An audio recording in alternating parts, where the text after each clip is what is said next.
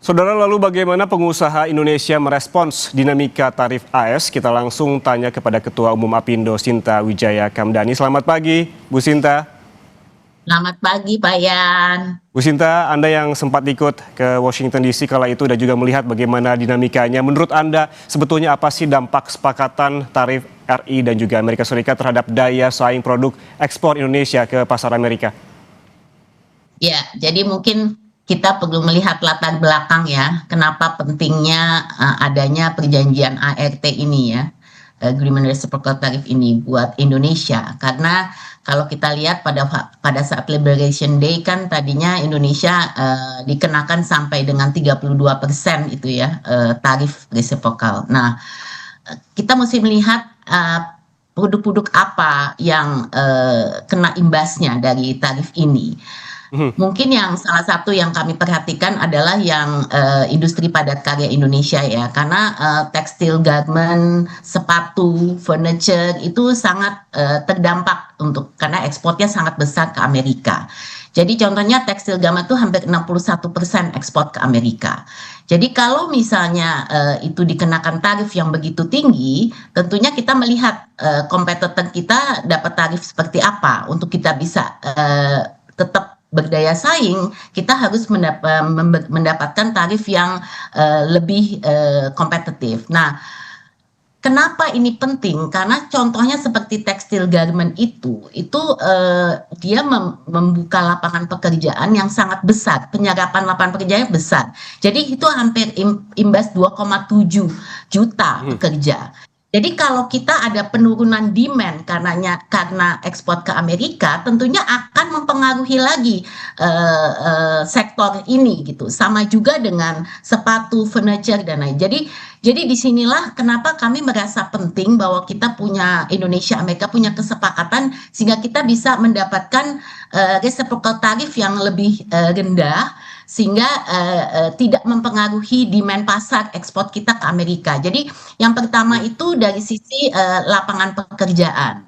Nah, kemudian kalau kita lihat kedua, tentunya dilihat dari segi konsekuensinya buat Indonesia untuk bisa menurunkan defisit, kita juga harus beli lebih banyak dari Amerika. Nah, sebenarnya apa sih yang dibeli dari Amerika? Nah, yang bisa dibeli Amerika itu kan seperti gas, kemudian kita lihat produk-produk pertanian. Ini produk-produk banyak yang hubungannya dengan bahan baku penolong yang juga memang dibutuhkan Indonesia, tapi mungkin selama ini Indonesia tidak import sepenuhnya dari Amerika. Jadi kita import dari negara lain, sehingga kita perlu men-shift import kita menjadi import dari Amerika. Jadi contohnya kalau untuk tekstil garment tuh kapas gitu, kita bisa import lebih banyak kapas. Tentunya kita bicara soal kedelai, soal wheat ya, terigu. Ini kan juga terigu sangat penting buat Indonesia, kita masih import dan ini juga kita bisa import lebih banyak. Jadi kita juga melihat produk-produk yang kita bisa beli dari Amerika itu memang yang dibutuhkan Indonesia. Dan kita perlu shift aja gitu. Jadi ini bukan sesuatu tambahan baru. Dan yang ketiga mungkin yang sangat penting adalah kita perlu memang tadi untuk daya saing kita perlu kepastian itu memang struktur daripada cost kita di dalam produksi di Indonesia ini kan belum kompetitif negara tetangga ya. Jadi struktur cost kita contohnya nih kalau dibanding sama Vietnam itu kita lebih tinggi gitu. Karena apa? Karena logistik cost kita, labor cost kita, energy cost kita ini semua lebih tinggi daripada Vietnam. Sehingga kita perlu mendapatkan kebijakan khusus gitu untuk ini. Nah, makanya kami tentunya apresiasi bahwa di dalam perjanjian ini tidak hanya kita mendapatkan penurunan tarif, tapi juga mendapatkan waiver ya, 0% waiver untuk awalnya ini kan tekstil garment ya, kita mendapatkan 0% untuk lebih dari 1.860 jenis ya untuk tekstil garment, dan ini bisa mendapatkan dengan kuota ya, dengan kuota tertentu. Jadi tarif ini akan jelas membantu produk kita supaya jadi lebih kompetitif. Nah, ini yang mungkin sangat penting untuk dicermati gitu bahwa di dalam aturan ini memang kita juga akan mendapatkan waiver ya, waiver di dalam perjanjian ini kita juga akan mendapatkan waiver untuk produk-produk tertentu dari Indonesia, Oke. cocoa, kopi, palm oil kita kan juga besar ya ke Amerika. Oke, berarti untuk daya saing ini perlu kepastian. Ini artinya bagaimana sikap dari para pengusaha di Indonesia, Bu? Apakah seperti Ibu bilang tadi terkait juga dengan perlu kepastian, artinya apakah ini wait and see terlebih dahulu? Ya, tentunya kalau dengan adanya Supreme Court, kan pertama kita mesti sadari ART ini kan di dalam perjanjiannya menyatakan ratifikasi 90 hari, ya kan? Jadi bukannya kemudian langsung efektif gitu. Jadi ada proses ratifikasi di masing-masing negara dulu gitu. Nah, dengan adanya keputusan daripada Supreme Court Amerika, tentunya ini mempengaruhi ya. Jadi kita juga mesti melihat nih sekarang kepastiannya seperti apa dari sisi keputusan ini. Karena di dalam keputusan Amerika ini kan mereka kemudian menerapkan yang namanya global tarif baru untuk semua karena dibatalkan Emergency Act-nya kan dibatalkan. Jadi berarti kan mereka harus menetapkan global tarif baru dengan menggunakan section baru ya. Jadi mereka tuh memakai section 122 nih ya sekarang yang dilakukan oleh Trump. Sehingga Section 122 ini walaupun masih diperdebatkan tapi ini yang digunakan Trump sehingga dia sekarang jadiin rata. Oke, 10% kemudian dia naikkan sekarang 15% gitu. Tapi kan nilai itu masih tetap lebih rendah dari yang selama ini kita sudah bayarkan which is 19%. Jadi kita masih menunggu kapan ini benar-benar bisa akan terrealisasi ya, tapi mestinya ya semuanya dengan sendirinya sekarang mendapatkan global tarif yang sama gitu. Sementara untuk exception yang didapatkan Indonesia, kita masih menunggu keputusan dari USTR dan pemerintah Indonesia nantinya apakah ini juga bisa tetap diberlakukan yang 0% itu.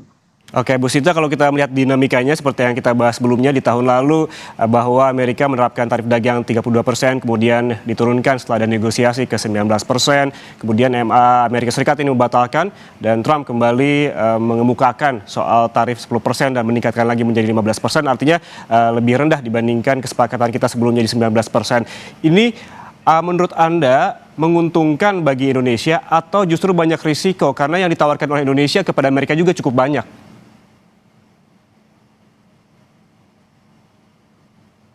Maaf terputus ya. Bu Sinta? Jadi yang ditawarkan, maaf terputus tadi apa? Yang ditawarkan apa? Maaf, bisa Bagaimana diulang? apakah keputusan dari Trump terakhir soal tarif dagang yang sebelumnya juga dianulir oleh MA, kemudian Trump memutuskan untuk 10%, menaikkan lagi menjadi 15%, namun ini tetap lebih rendah dari kesepakatan kita sebelumnya di 19%. Apakah bagi Indonesia ini menguntungkan atau banyak risiko karena banyak juga yang ditawarkan oleh Indonesia kepada Amerika Serikat? Ya, jadi kita mesti melihat kalau yang dari 19 ke 15 tentunya ini akan lebih baik buat Indonesia karena lebih rendah, ya kan? Tapi kan yang jadi penting itu kan yang waiver yang saya katakan tadi, yang 1.860 tarif yang kita bisa dapatkan nol, ya kan?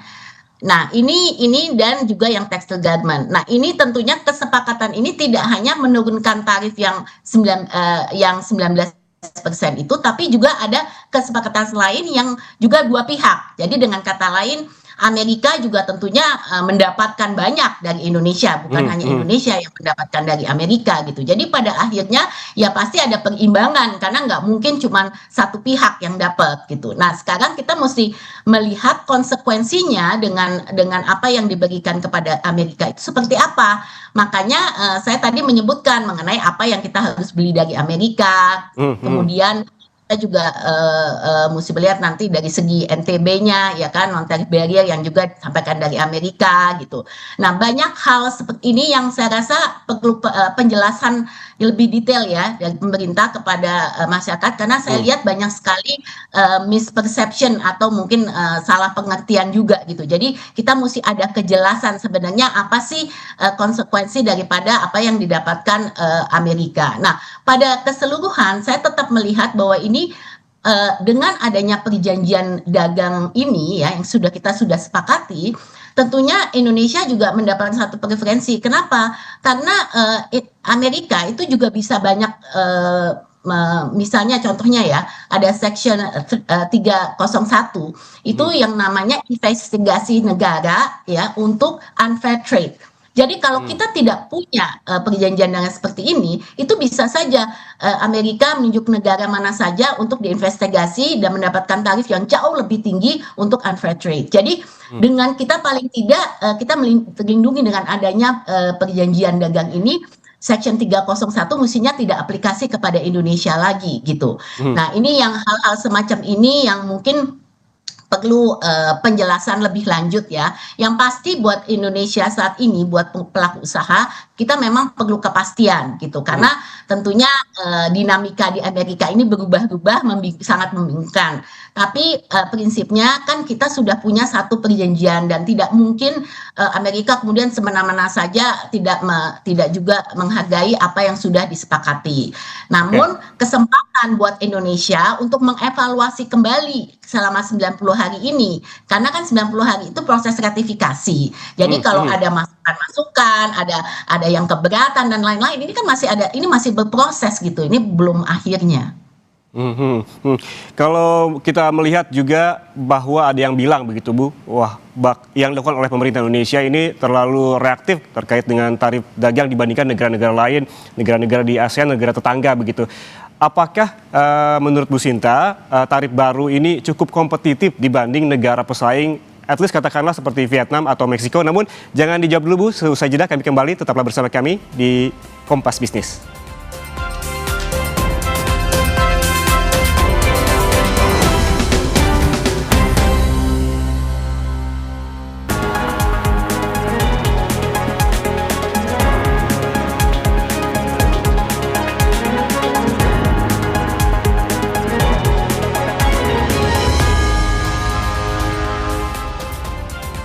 Saudara, kita lanjutkan perbincangan dengan Sinta Wijaya Kamdani, Ketua Umum Apindo. Bu Sinta, ini apakah tarif baru ini menurut Anda kompetitif dibandingkan negara pesaing seperti Vietnam dan juga Meksiko? Dan apa rekomendasi dari Apindo kepada pemerintah agar kesepakatan ini benar-benar menguntungkan pelaku usaha nasional?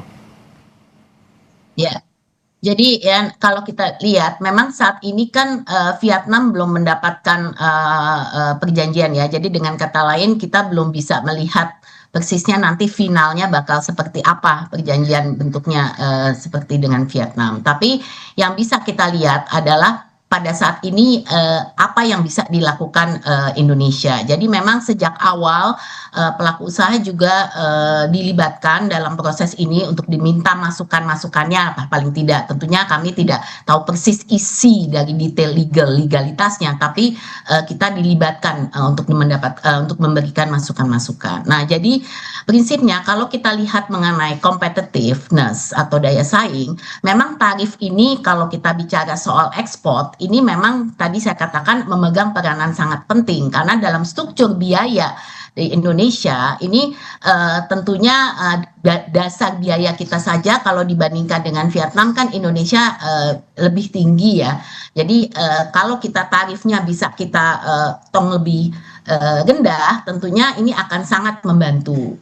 Dan kalau kita lihat seperti industri sepatu contohnya, ini kita benar-benar head to head dengan Vietnam. Jadi kalau kita bisa mendapatkan tarif yang baik malahan sampai 0, tentunya ini akan sangat tentu untuk bisa mendapatkan juga tambahan ya dari demand yang datang dari Amerika. Jadi ini saya rasa kalau kita lihat dari segi daya saing ini sangat-sangat penting. Nah, tentu kita juga masih mesti melihat sekali lagi negara-negara lain nanti bakal dapatnya apa. Tapi let's say kita bisa dapat semua, let's say samalah saat ini dapatnya 15%, kita kan tetap kalau kita mendapatkan waiver dari komoditas-komoditas sebutkan tadi yang 1.800 tadi dan terutama tekstil garment yang mendapatkan 0 dengan kuota, tentunya itu akan membuat kita jadi lebih kompetitif. Nah, tinggal kita juga minta menghimbau pemerintah mohon yang lain seperti sepatu, seperti furniture ini juga bisa mendapatkan